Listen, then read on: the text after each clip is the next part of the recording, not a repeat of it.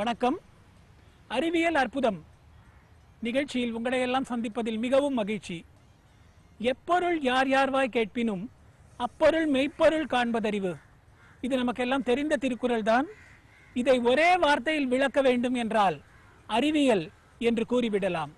அதாவது பலவித காரணங்களை ஆராய்ச்சிகளை அஸ்திவாரமாக கொண்டது அறிவியல் என்பது.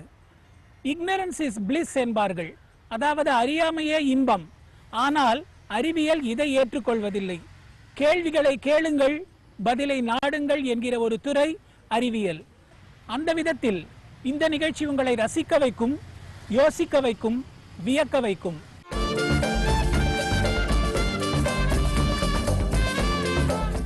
பார்த்தோம், சிந்திப்போம். இந்த பகுதியில் முதலில், அதாவது நாம் தினசரி நிறைய விஷயங்களை பார்க்கிறோம். அதிலெல்லாம் ஏன்ற ஒரு கேள்வியை கேட்கிறோமா? கேள்வி கேட்க கேட்க அறிவியல் ஞானம் என்பது பெருகும். அந்த விதத்தில் இந்த பகுதியில் நமக்கு மிக மிக பரிச்சயமான சில விஷயங்கள், அவை தொடர்பான அறிவியல் கோணங்கள், இதெல்லாம் தான் பார்க்க போறோம். முதல் கேள்வி, ஒரு பேப்பர் கொடுக்குறேங்க, அதை நீங்க கிழிக்கணும். எப்படி கிழிப்பீங்க? கொஞ்சம் ஒரு நிமிஷம் இரண்டாக கிழிக்க வேண்டும். என்ன செய்வீங்க? உங்களில் சிலர் சட்டென்று அதை கிழித்து விட வேண்டியதுதானே என்ற ஒரு முடிவுக்கு வந்திருப்பீங்க. ஆனால் ஒரு சின்ன நிபந்தனை, அந்த தாளை சரிசமமாக கிழிக்க வேண்டும். பெரும்பாலானவர்கள் அந்த தாளை இரண்டாக மடித்துவிட்டு பிறகுதான் கிழிப்பார்கள். எதற்காக மடிக்கணும்? மடிச்சா ஒண்டி எதனால அது ஒழுங்காக கிழிப்படுகிறது? மடிக்கவில்லை என்றால் அந்த தாள் ஏன் கொஞ்சம் தாறுமாறாக கிழிப்படுகிறது?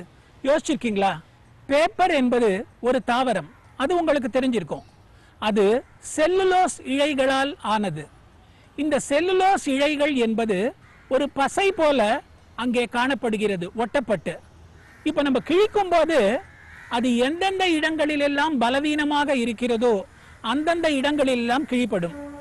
இப்ப ஒரே நேர்கோடுல இந்த பலவீனமான இடங்கள் இருப்பதில்லை.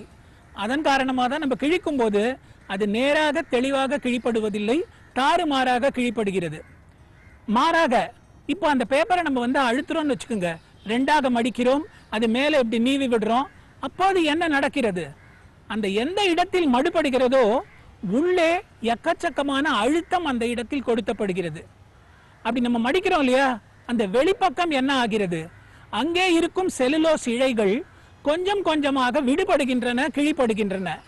ஆக இரண்டு விதங்களில் அந்த மடிப்பட்ட இடம் என்பது பலவீனமாகிறது. உள்ளுக்குள்ள அழுத்தம், வெளிப்பகுதியில் அங்க கிழிப்படுகிறது. ஆக அதற்கு பிறகு நீங்கள் கிழிக்கும் போது அந்த பலவீனமான பகுதி என்பது ஒரு நேர்கோட்டில் வந்து விடுகிறது. அதனால் அந்த தாளை நீங்கள் கிழிக்கும் போது அது தெளிவாக ஒரு நேர்கோட்டில் வருகிறது. பார்த்தோம், சிந்திப்போம் பகுதியின் முதல் கேள்விக்கான ஒரு விளக்கத்தை நாம் பார்த்தோம். இப்போது அடுத்ததாக இன்னொன்று, இது சமையலறையில் நான் பார்க்கின்ற ஒரு காட்சி. ஆனால் அதன் பின்னணியை நாம் எந்த அளவுக்கு யோசித்திருக்கிறோம் என்பதில் தான் இருக்கிறது சூட்சுமம். இப்போ சமையல் ரூம்ல பால் பொங்குறத பார்த்திருப்பீங்கல்ல. நீங்க சமைக்கிறீங்களோ இல்லையோ, பால் பொங்குவதை பார்க்காதவங்களே இருக்க முடியாது. ஆனால் இந்த கேள்வி உங்களுக்குள்ள எழுந்திருக்கா? எவ்வளவோ வித திரவங்களை நாம் வெப்பப்படுத்துகிறோம். அவையெல்லாம் என்ன ஆகுது? ஆவியாகிறது.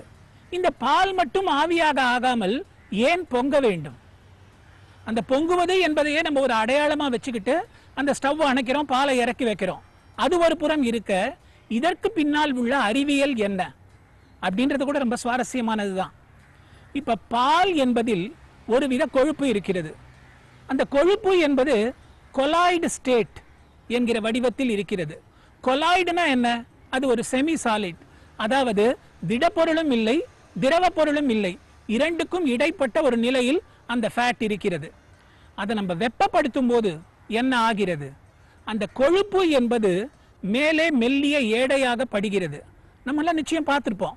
இந்த பால் பொங்கறதுக்கெல்லாம் ரொம்ப நேரத்துக்கு முன்னாலேயே ஒரு லேசான படலம் ஒண்ணு மேல வர ஆரம்பிச்சிருக்கும். இது ஒரு பக்கம் நடந்துகிட்டு இருக்கு. இன்னொரு பக்கம் அந்த பால் என்பது அதில் தண்ணீர் கலக்கப்பட்டிருக்கிறது. அதுக்காக கலப்படம் பண்றாங்கன்ற கோணத்துக்குள்ளெல்லாம் நான் போக விரும்பல. எந்த பாலாக இருந்தாலும் அதில் தண்ணீர் என்பது இனம் பிரிக்க முடியாத, தவிர்க்க முடியாத ஒரு அங்கமாக இருக்கிறது. அந்த தண்ணீர் என்பது ஒரு திரவம். அதை வெப்பப்படுத்தும் போது என்ன ஆகும்? அது கொஞ்சம் கொஞ்சமாக ஆவியாக மாறும். இதுதான் இயல்பு. அந்த ஒரு கொதிநிலை வந்த உடனே அந்த தண்ணீர் என்பது ஆவியாக மாறுகிறது. ஆக இந்த பாலில் 2 விதமான செயல்பாடுகள் ஒரே நேரத்தில் நடைபெறுகின்றன வெப்பப்படுத்தும் போது. ஒன்று, கொழுப்பு என்பது கொஞ்சம் கொஞ்சமாக மேலே படலமாக படுகிறது. அதே சமயம் தண்ணீர் என்பது கொஞ்சம் கொஞ்சமாக ஆவியாகிறது. அந்த ஆவியாகிறத நம்மளால பார்க்க முடியும். அதாவது உள்ளேந்து வர அந்த வாயு என்பது நீர்க்குமிழகளை வந்து கூட வெடிக்கும். நம்மளால் அது சுலபமாக பார்க்க முடியும். ஆனால் ஒரு கட்டத்தில் 2மே ஒரே சமயத்தில் நடக்க முடியாத ஒரு நிலை தோன்றும். அதாவது இந்த படலம் வந்து ஃபுல்லாக மேலே படர்ந்துடும். அப்போ கீழே அதுக்கு மேலே வர நீராவி என்ன பண்ண முடியும்? வெளியேற முடியாத நிலை, கீழே சிக்கிக்கும். அப்படியே சிறைப்பட்டது போல இருக்கும். கீழே ஆவி அதிகமாக ஆக அழுத்தம் அதிகமாகும். அது அந்த படலத்தை மேலே தள்ளும். இதைத்தான் நம்ம வந்து பால் பொங்கறது அப்படின்னு நம்ம சொல்றோம்.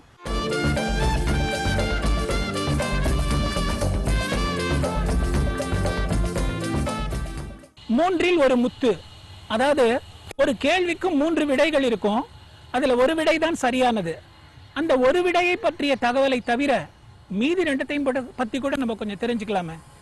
இன்றைய கேள்வி, உலகின் மிக உயரமான அருவி எங்கே இருக்கிறது? அருவினாவே நமக்கெல்லாம் அது ஒரு சிலிர்ப்பூட்டும் அனுபவம் தான். பார்ப்பதற்கு ஒரு அழகான காட்சி, அந்த நீர் ஒலி என்பதே காதுகளுக்கு ஒரு இனிமை. அது தவிர அங்க இருக்கிற ஒரு செடிகள் பூக்கள் எல்லாம் நமக்கு அளிக்கக்கூடிய அழகான வாசம். ஒரு சொட்டு நீர் நம் கையில் விழுந்தால் எப்படி இருக்கும்? சிலிர்ப்பு. ஆக அருவி என்ற அற்புதமான அனுபவம், அதுவும் உலகின் மிக உயரமான அருவி எங்கே இருக்கிறது? America, Venezuela, India. இந்த 3 நாடுகளில் எங்கே இருக்கிறது அந்த அருவி? அதுதான் உங்களுக்கான கேள்வி. யோசிச்சிட்டீங்களா? உங்களில் சில பேர் நயாகராவை தேர்ந்தெடுப்பீர்கள். இப்போது ஆனால் நீங்கள் திரையில் பார்ப்பது அந்த அருவி அல்ல, அதற்கு சற்று பிறகு வருவோம். மிக அகலமானது நயாகரா. கனடா, அமெரிக்கா இரண்டின் எல்லையில் அமைந்துள்ளது நயாகரா. ஆனால் உலகின் மிக உயரமான அருவி என்பது வெனிசுவேலாவில் தான் உள்ளது. அங்கு உள்ள ஏஞ்சல்ஸ் அருவி இது. அதாவது தென் அமெரிக்காவில் உள்ளது வெனிசுவேலா. இங்கேதான் உள்ளது அந்த அருவி. இதன் உயரம் என்பது 979 மீட்டர். வெனிசுவேலாவில் பொலிவர் மாநிலத்தில் இது உள்ளது. எந்த அருவினாலும் ஒரு நதியிலிருந்து தான் ஆரம்பிக்கணும் இல்லையா? கௌஜா நதி என்கிற நதியிலிருந்து தொடங்குகிறது இந்த அருவி. சரி, எதுக்காக ஏஞ்சல்ஸ் அருவி என்று இதற்கு பெயர்? ரொம்ப உயரத்தில் இருக்க அங்க தேவதைகள்லாம் இருப்பாங்கன்ற மாதிரியா, அல்லது தேவதைகளால் ஆசீர்வதிக்கப்பட்ட ஒரு பகுதியா? அதெல்லாம் இல்லைங்க. ரொம்ப கொஞ்சம் வித்தியாசமான ஒரு காரணம் தான் இதுக்கு. ஜிம்மி ஏஞ்சல்ஸ் அப்படின்ற ஒரு அமெரிக்க ஏவியேட்டர் இருந்தார். ஏவியேட்டர்னா பல்வேறு விமானங்களில் சாகசம் செய்பவர். அவர் அந்த ஜிம்மி ஏஞ்சல்ஸ் என்பவர் தான் இந்த மிக உயரமான அருவி மீது பறந்தாராம். அதனால அந்த அருவிக்கே அந்த பேரை வச்சுட்டாங்க, ஏஞ்சல்ஸ் அருவி அப்படின்னு சொல்லிட்டு. எந்த அளவுக்கு அவருக்கும் அந்த அருவிக்கும் ஒரு தொடர்பு இருக்கிறது என்றால் அது மிகவும் வியப்பை அளிக்கக்கூடியது. அதாவது அவர் இறந்து போனார், அவருடைய சாம்பலை கூட அந்த அருவியில் தான் தூவினாங்களாம். அந்த அளவுக்கு ஒரு பின்னணியும் இதுக்கு உண்டு. ஆக ஏஞ்சல்ஸ் அருவிதான் உலகில் மிக உயரமான அருவி என்பது நமக்கெல்லாம் இப்போது தெரிஞ்சிருக்கோம். சரி, இந்தியாவில் உயரமான அருவி எது? அதையும் தெரிஞ்சுக்கிறதுல என்னங்க தப்பு? ஜோக் ஃபால்ஸ் என்றுதான் பலர் சொல்கிறார்கள். அதாவது கர்நாடகா மாநிலத்தில் உள்ளது. ஷிமோகா மாகாணத்தின் எல்லையில் இருக்கிறது இந்த அருவி. இதன் உயரம் 253 மீட்டர். ஆனா அதாவது ஷராவதி என்ற நதியில் இருந்து கிளம்புகிறது இந்த ஜோக் ஃபால்ஸ். இப்பெல்லாம் மேகாலயாவில் இருக்கிற நோகலிகை அப்படின்ற ஒரு அருவி இதைவிட உயரமானது அப்படின்னு சொல்ல தொடங்கி இருக்காங்க. நீர்வீழ்ச்சி தொடர்பான வேறு சில விஷயங்களை நம்ம தெரிஞ்சுக்கலாமே, சுவாரஸ்யமா தான் இருக்கும். காஸ்கேட் அப்படின்னு அந்த நீர்வீழ்ச்சியில் ஒரு வகை உண்டு. அதாவது அது ஒரு மிக மெல்லிய அருவி. அதாவது ஒரு ஷூலேஸ் இருக்கு இல்லையா, அந்த அளவுக்கு மெல்லிசா இருக்கும். பல தீம் பார்க்குகள் எல்லாம் கூட நாம் பார்க்கக்கூடியது இந்த காஸ்கேட் எனப்படுகிற இந்த வகை அருவி. ஆனால் இன்னொரு வகை இருக்கு, அதன் பெயர் கேட்டராக்ட். என்னடா கண் தொடர்பான ஒரு நோயை பத்தி இப்போ குறிப்பிடுறாங்களே நினைக்க வேண்டாம், அதுவும் கேட்டராக்ட் தான், இதுவும் கேட்டராக்ட் தான். இந்த கேட்டராக்ட் என்பது கொஞ்சம் ஆபத்தான அருவி, கொஞ்சம் கவனமாக இருக்க வேண்டும், கொஞ்சம் பயங்கரமானதுன்னு கூட சொல்லலாம். சூட் என்கிற வகை அருவியும் ஒன்று உண்டு. அதாவது அந்த நதியிலிருந்து விழும்போது மிக குறுகலான ஒரு வழி வழியாக அந்த அருவி விழும். அந்த சூட் என்பது அந்த காரணத்தினால் மிக மிக வேகத்தோடு அது விழும் என்பதை நாம் அறிந்து கொள்ள வேண்டும். இன்னொரு சுவாரஸ்யமான விஷயம், கேட்டடுப்பா என்ற வார்த்தை ஆங்கிலத்தில் உண்டு. இந்த கேட்டடுப்பா என்பது ஒரு வகை மக்களை குறிக்கும். அது என்ன, குறிப்பிட்ட நாட்டை சேர்ந்த மக்களா, இனத்தை சேர்ந்த மக்களா, அப்படிலாம் இல்லை. பிரம்மாண்டமான அருவிகள் இருக்கு இல்லையா, அதற்கு கீழ் பகுதிகளில் அந்த நதிக்கரைகளில் வசிப்பவர்களை கேட்டடுப்பா அப்படின்வாங்க. இவர்களுக்கு என்ன ஸ்பெஷாலிட்டினா, எதிர்மறையான ஒரு தகவலை தான் சொல்லணும். அந்த அருவிக்கு பக்கத்திலேயே வசிப்பதால் இவர்களுக்கு கேட்கும் திறமை மிக மிக மங்கலாக இருக்குமாம். ஆக கேட்டடுப்பா என்றால் அதிகம் செவித்திறன், கேட்கும் திறன் இல்லாதவர்களை குறிக்கும் ஒரு வார்த்தையாக அதை பயன்படுத்துகிறார்கள்.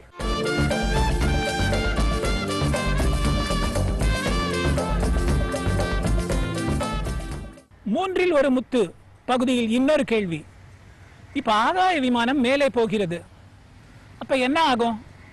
அது மேலே போகிறது அதுதான் பதில் சொல்லக்கூடாது. உள்ளே உட்கார்ந்து இருப்பவர்களுக்கு சீட் பெல்ட் போட்டுக்குங்க அப்படின்னு வாங்க. அது தவிர அவர்கள் காதுகளில் ஜிவ்வென்று ஒரு உணர்வு வரும். சரி, அந்த சமயத்தில் என்ன செய்யலாம்? இதோ 3 பதில்கள். 1, தும்மலாம். இன்னொன்று, ஏப்பம் விடலாம். 3வது, எச்சிலை விழுங்கலாம். இந்த 3ல எதை செய்வது நல்லது? இதற்கான பதிலை நம்ம அறிஞ்சு கொள்வதற்கு முன்னால இந்த 3இன் அறிவியலை பற்றி கொஞ்சம் தெரிஞ்சுக்கிறது நல்லது இல்லையா? முதல்ல தும்மல். தும்மல்னா என்ன?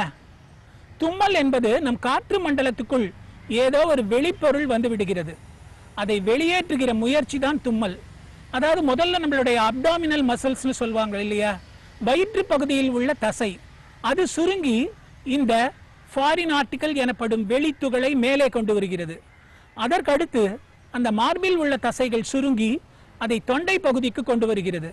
தொண்டை பகுதிக்கு வந்த உடனே கண்ணு வந்து தானாக மூடிக்கும். அதனால்தான் யாராலையும் கண்ணை திறந்துகிட்டே தும்ம முடியாது. ஏன் என்னால முடியாதான்னு அதை ஒரு சவாலா எடுத்துட்டெல்லாம் பண்ணாதீங்க, விளைவுகள் விபரீதமாக இருக்கலாம். கண்கள் எதுக்காக தானா மூடிக்குதுன்னா, அந்த தும்மல் என்பது வரும்போது மிக மிக விசையுடன் இருக்கும்.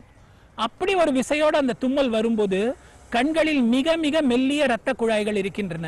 அதாவது பிளட் வெசல்ஸ் என்பதை விட கேபிலரிஸ் என்பார்கள். அந்த அளவுக்கு மிக வெள்ளிய இரத்த குழாய்கள் அவை அங்கு இருக்கும்போது அவை வெடித்து விடக்கூடிய அபாயம் கூட உண்டு. அதனால்தான் ஒரு பாதுகாப்புக்காக இயற்கையே நமக்கு இந்த ஒரு தடுப்பை கொடுத்திருக்கிறது. தொண்டை கிட்ட வரும்போது கண்கள் மூடிக்கொள்வோம், மிகுந்த விசையுடன் காற்று வெளியே வருகிறது, அதோடு அந்த சுவாச மண்டலத்தில் சுற்றி சிக்கி கொண்ட அந்த பொருளும் வெளியே வருகிறது. ஆக தும்மல்றது இவ்வளவு விஷயம் இருக்கு. தும்மினா அபசகனம்னு நினைப்பாங்களேன்னு தும்மல் வரும்போது அதை கட்டுப்படுத்திக்காதீங்க, தாராளமா துங்கிடுங்க, வேணும்னா வேகமா கொஞ்சம் தள்ளி போய் தும்முங்க, அவ்வளவுதான். ஆக சரி, நம்ம விமானத்துக்கு வரலாம். அடுத்தது ஏப்பம்னு ஒண்ணு கொடுத்தோம் இல்லையா? ஏப்பம் என்பது என்ன? நாம் உணவை சாப்பிடும் போது கொஞ்சம் காற்றும் சேர்ந்து உள்ளே போகிறது. அது வழக்கமான பதையில் ஜீரண மண்டலத்தில் வராமல் வாய் வழியாக வெளியேறும் போது அதை ஏப்பம் என்கிறோம். ஆனால் உண்மையில் ஆகாய விமானம் மேலே எழும்போது நாம் செய்ய வேண்டியது எச்சிலை விழுங்குவதுதான். என்ன காரணம்? அது காதுகள் சம்பந்தப்பட்ட ஒரு சுவை. காதுகள் எதற்காக என்றால், இது என்ன கேள்வி, கேட்கறதுக்கு தான் அப்படின்னு ஒரு பதிலை சொல்லலாம். ஆனால் கேட்பதற்கு மட்டுமல்ல காதுகள், அதற்கு மிக முக்கியமான இன்னொரு பயனும் உண்டு. நம்ம உடம்ப பேலன்ஸ் பண்றதே காதுகள் தான்.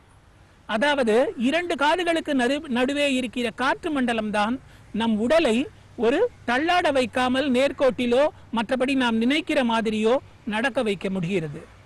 ஆக ஆகாயம் மேலே எழும்போது இந்த காதுகளுக்கு இடையே இருக்கிற அந்த காற்று மண்டலம் பாதிக்கப்படுகிறது, ஏற்றத்தாழ்வு உண்டாகிறது. அதன் காரணமாகத்தான் அந்த சிக்கல் ஏற்படுகிறது, ஜிவ்வென்ற உணர்வு வருகிறது, காது அடைச்சிட்ட மாதிரி இருக்கு. நாம் எச்சிலை விழுங்கும் போது இந்த காற்றை கொஞ்சம் சமநிலைக்கு கொண்டு வருகிறோம். இதன் காரணமாக நமக்கு அந்த ஜிவ்வென்ற உணர்வு குறைகிறது அல்லது இல்லாமல் போகிறது. ஆக இந்த இயல்பான ஒரு விஷயத்தை நீங்கள் செய்து பார்த்தால் உரிய பலன் அதற்கு கிடைக்க வாய்ப்பு உண்டு.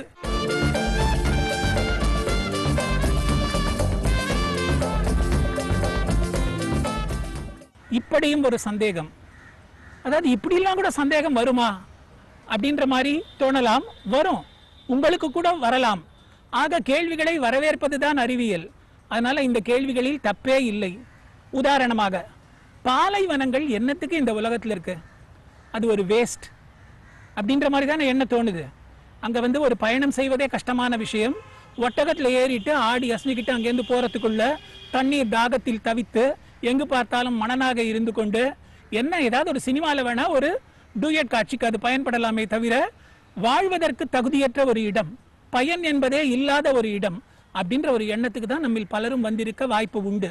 அந்த காலத்து சங்க இலக்கியங்களில் கூட 4 வகை நிலங்கள் அப்படின்னு சொல்லியிருக்காங்க. பாலையை சேர்த்து 5 வகை நிலங்கள்னு நம்மளா சொல்றோம். அதாவது குறிஞ்சி என்பது மலையும் மலையை சார்ந்த இடமும், முல்லை என்பது வனமும் வனத்தை சார்ந்த இடமும், நெய்தல் என்பது கடலும் கடலை சார்ந்த இடமும், மருதம் என்பது நிலமும் நிலத்தை சார்ந்த இடமும், பாலை என்பது மணலும் மணலை சார்ந்த இடமும். ஆக இப்படி ஒரு பாலைவனத்தில் என்ன பலன் இருக்க முடியும்னா, நீங்கள் நினைத்து பார்க்க முடியாத சில பலன்கள் கூட அங்கே உள்ளன. இப்ப உதாரணமா அமெரிக்கால இருக்கிறது சோனாரான் என்கிற ஒரு பாலைவனம். அங்க ஆயிரக்கணக்கான பயனில்லாத ஆகாய விமானங்களை ஸ்டோர் பண்ணி வைக்கிறாங்க. அதாவது நம்மளுக்கு ஒரு சின்ன பொருள்னா ஏதாவது பரண் மேல போடுறோம், அல்லது காயலான் கடைக்கு போடுறோம், அல்லது நியூஸ் பேப்பர் கடைக்கு போடுறோம். ஆனால் மிகப்பெரிய விமானங்களை என்ன செய்யறது? அதெல்லாம் ஒரு பாதுகாக்கிற ஒரு விஷயமாக, ஏன்னா அதுல இருந்து சில உதிரி பாகங்கள் வருங்காலத்தில் தேவைப்படலாம். எது என்னன்னு தெரியாது. ஒருவேளை போர் விமானங்கள் எங்காவது போர் வெடித்தால் இதிலிருந்து சில பகுதிகளை பயன்படுத்திக் கொள்ள வேண்டி வரலாம்.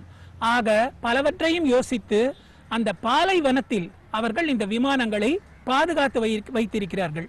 நூற்றுக்கணக்கான விமானங்கள். தென் அமெரிக்காவில் உள்ளது பொலிவியா.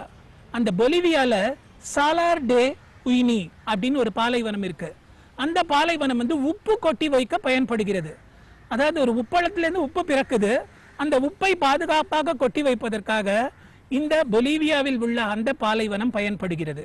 அடுத்தது சிலியில் இருக்கிறது, அதுவும் தென் அமெரிக்கா தான். அங்குள்ள அட்டகாமா பாலைவனம் என்பது. அந்த அட்டகாமா பாலைவனத்தில் நாசா என்கிற அமெரிக்க விண்வெளி ஆராய்ச்சி நிலையம் பல ஆராய்ச்சிகளை செய்து வருகிறது. அதாவது வைக்கிங் என்கிற விண்வெளி கப்பல் மூலம் அங்கு எக்கச்சக்கமான ஆராய்ச்சிகளை நடத்தி கொண்டிருக்கிறது அந்த பாலைவனம். சொல்ல போனால் பாசன வசதிகளை செய்வதன் மூலம் காய்கறி, பழங்கள் போன்றவற்றை கூட பாலைவனத்தில் வளர வைக்க முடியும். இப்ப நமக்கெல்லாம் பாலைவனம் என்றாலே ஒரு தாகத்தில் தவிக்கிற காட்சி தான் வரும். ஆனால் உங்களுக்கு தெரியுமா, மழை பெய்தால் பாலைவனத்துல தான் அது விபரீதம். ஏன்னா அது சீக்கிரமாவே பல மக்களை மூழ்கடித்து இறக்கடிக்க வைக்கும் அபாயம் உண்டு. நமக்குன்னா நதி இருக்கும், வாய்க்கால் இருக்கும், கரை இருக்கும். அந்த நதிகளோ ஏரிகளோ நிரம்பிய பிறகுதான் மீதி இடத்துக்கு தண்ணி வரும். பாலைவனத்தில் அப்படி இல்லை. அதன் காரணமாக பாலைவனத்தில் மழை பெய்து இறந்தவர்களும் பலர் உண்டு என்கிறது வரலாறு.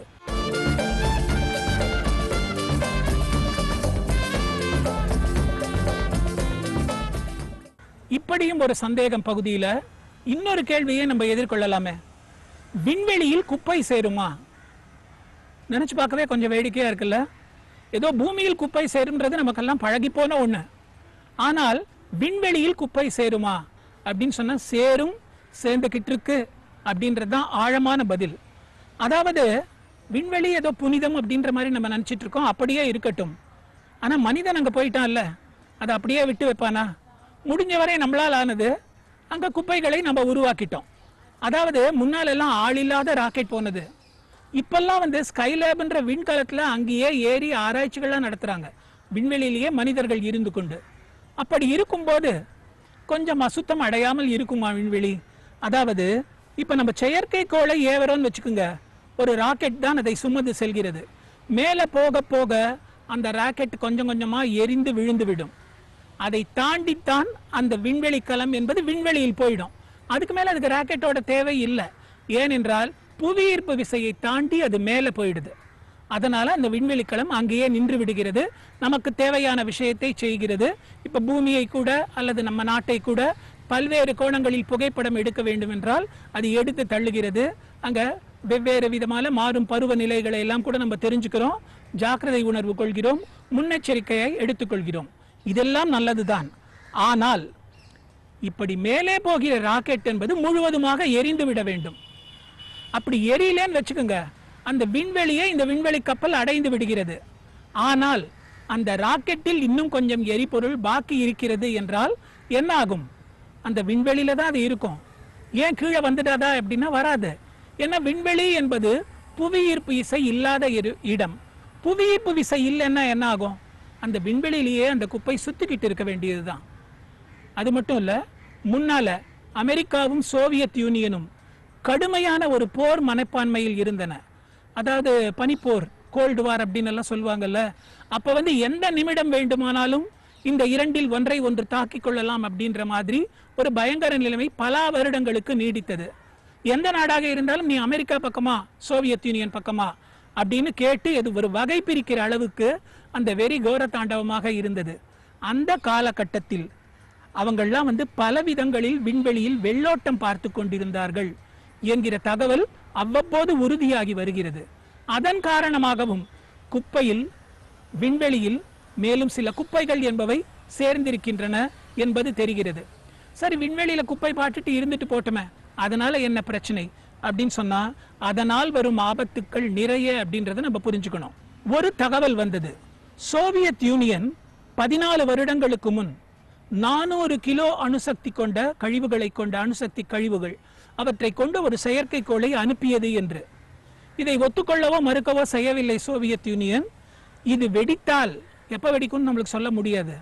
அப்போது விண்வெளியில் கதிர்வீச்சு பொருள்கள் அதிகமாகும். கதிர்வீச்சானா என்ன ஆகுன்றதை யோசிச்சு பாருங்க. ஏற்கனவே ஓசோன் படலம் என்பது நம்மை காக்கும் படலமாக இருந்தது. அந்த சூரியனில் இருந்து வரும் நச்சு கதிர்களில் இருந்து இப்ப அதுலயும் ஓட்ட விழுந்தாச்சு. விண்வெளியிலிருந்தும் கதிர்வீச்சு என்றால் நம் நிலைமை என்ன ஆகும்? அதை நாம் யோசிக்க வேண்டிய நிலையில் இருக்கிறோம். அது மட்டும் இல்ல, இப்பெல்லாம் விண்வெளி வீரர்களுக்கு எக்கச்சக்க பயிற்சி கொடுக்கறாங்க. இப்ப விண்கலத்துல போறாங்க. விண்வெளியில இருக்கும்போது ஏதோ ஒரு சின்ன பழுதுன்னா விண்கலத்துல இருந்து வெளியில கூட வராங்க. அங்க இருக்கிற ஒரு போல்ட்டையோ நட்டையோ சரி பண்றாங்க, மீண்டும் உள்ளே போகிறார்கள். இதெல்லாம் நமது அறிவியல் மேன்மையை குறிக்கிறது. ஆனால் அப்படி செய்யும் போது ஏதோ ஒரு ஸ்க்ரூ நழுவி விழுந்துருதுன்னு வச்சுங்க, அல்லது அதிகப்படிக்கையா இருக்குன்னு அதை விட்டுட்டாங்கன்னு வச்சுங்க, அது விண்வெளியிலேயே இருக்கும். அந்த விண்வெளி வீரரால் டக்குன்னு அதை பிடிக்கவும் முடியாது. அவர் கைமீறிய விஷயமாக ஆகிவிடும். அப்ப என்ன ஆகும்? அது விண்வெளியில் சுத்தி கொண்டேதான் இருக்கும். இதில் இன்னொரு சிரமமும் இருக்கிறது. நாம விண்கலத்தை எதற்காக அனுப்புகிறோம்? ஒரு முக்கியமான காரணம் என்பது நம் உலகை பல்வேறு கோணங்களில் இருந்து புகைப்படம் எடுக்க வேண்டும் என்று. புகைப்படம் எதற்கு? என்ன மாதிரி சூழல் இருக்கு, என்ன மாதிரி கிளைமேட் இருக்கு, என்னென்ன மாதிரி இயற்கை பேரிடர்கள் வர வாய்ப்பு இருக்கு, இதெல்லாம் புரிஞ்சுக்க.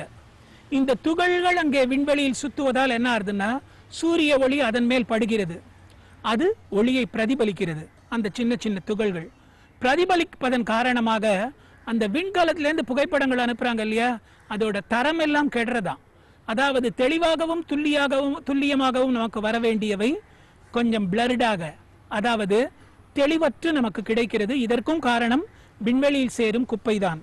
இதையெல்லாம் நம்ம மனப்பூர்வமா புரிஞ்சுக்கிட்டா இதை என்ன செய்வது என்பது யோசிக்க வேண்டும். சரி, விண்கலத்துல போய் இந்த குப்பையெல்லாம் அப்படியே திரட்டி பூமிக்கு கொண்டு வந்துட வேண்டியது தானே அப்படின்னா பரவாயில்ல, ஒரே வாக்கியத்துல சொல்லிட்டோம். ஆனா அதற்கு மிக மிக அதிகமான ஒரு தொகை அதிகமாகும் அப்படின்னு எல்லா நாடுகளுமே கருதுவதால் அதற்கான ஒரு நடவடிக்கையை இதுவரை எடுக்கவில்லை. ஆனால் எடுக்க வேண்டிய கட்டாயம் என்பது விரைவிலேயே வந்துவிடும் என்பதுதான் இன்றைய நிலை.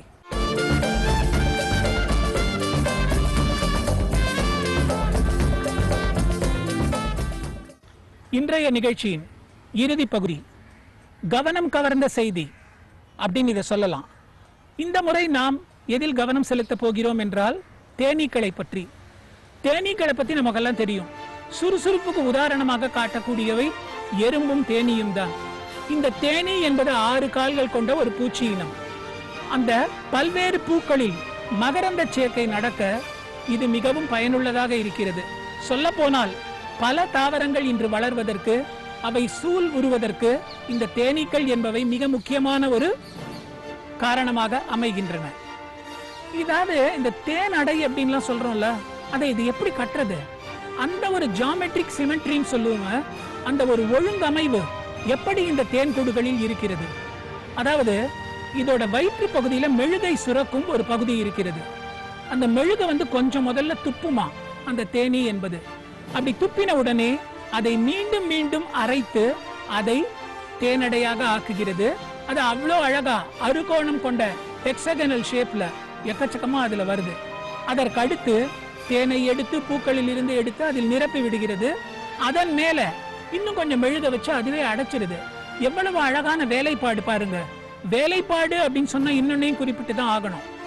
அதாவது ஒரு கூட்டாக, குடும்பமாக, ஒரு சமூகமாகவே வாழ்கிற ஒரு பூச்சி இனம் தேனி.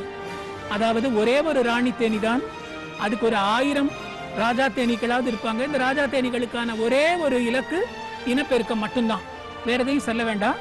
எல்லா வேலைகளும் செய்ய பல்லாயிரக்கணக்கான தேனீக்கள் அங்கே இருக்கும். அவையெல்லாம் தொடர்ந்து சுறுசுறுப்பாக தாங்கள் செய்ய வேண்டிய வேலையை, அதாவது தேனை சேகரிப்பதை செய்து கொண்டே இருக்கும்.